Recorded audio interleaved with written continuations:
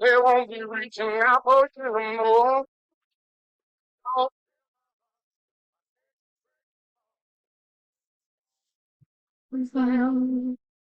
Hi there, everybody. My name is Michael Lay, and today I'll be talking about achy breaky hearts.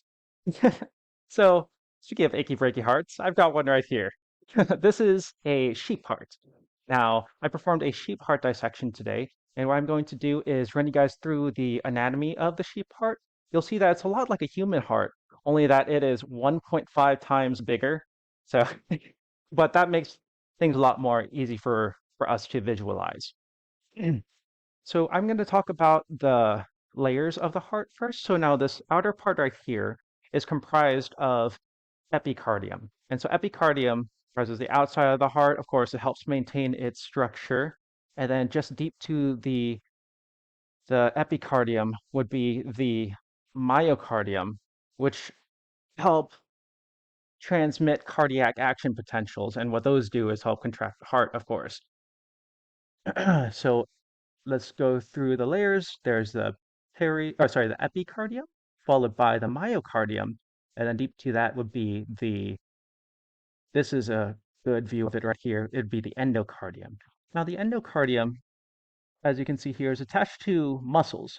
Now these muscles are called papillary muscles, and they actually connect to fibers known as chordae tendineae.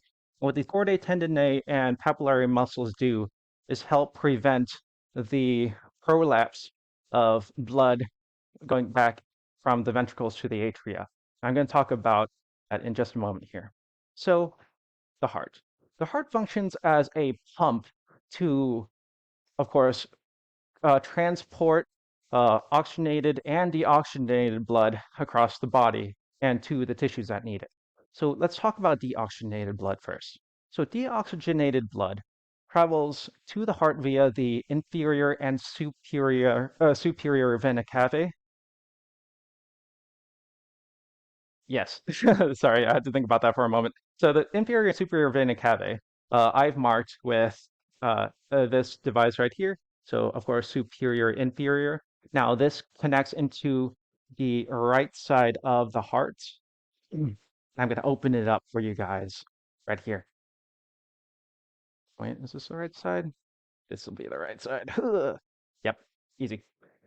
So it connects to the right atrium. And so once again, deoxygenated blood from these vena cavae will go into the right atrium, and then it'll pass through the the tricuspid valve. Now the tricuspid valve is actually you can't actually see because I cut straight through it. But then through the tricuspid valve, the blood will then fall into the right ventricle. And as you can see here, there's also an inner layer. This is the interventricular septum separating the left and the right ventricles from each other. You definitely don't want that split. Now, from the right ventricle, this deoxygenated blood, well, we want to oxygenate it, right? So then it will flow through the pulmonary valve into the pulmonary artery. And from the pulmonary artery, it'll go to the lungs. Now, the lungs oxygenate the blood, and in some diagrams, you'll see that the blood will become red. Of course, that's just to help you visualize oxygenated versus deoxygenated.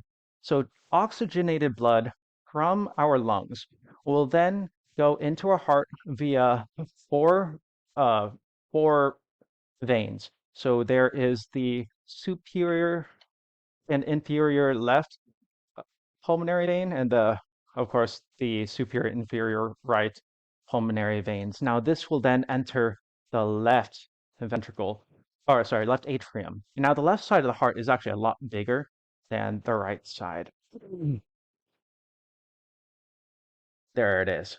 So pulmonary veins go transmit, oh, sorry, funnel oxygenated blood into the left atrium, and that blood will then pass through the bicuspid valve, which I have severely cut right here. And through the bicuspid valve, it'll go into the right ventricle, of course, left ventricle, sorry, left atrium, bicuspid valve, left ventricle. And then I'm going to move this from the left ventricle, The blood will then travel up the it'll travel up the aortic valve. And then, of course, from the aortic valve, it then goes on to the aorta. Now, I stuck this instrument into the aorta. It's obviously the largest blood vessel right here to illustrate this. Now, once again, from the left ventricle through the aortic valve into the aorta, and then this oxygenated blood will, of course, pass through the aorta into arteries, which then perfuse at capillary beds in our periphery, oxygenating our tissues and providing energy. Alrighty, so that covers the heart. I hope you guys enjoyed my presentation, and I'll see you guys for my next dissection. Thank you so much. Bye-bye, everybody.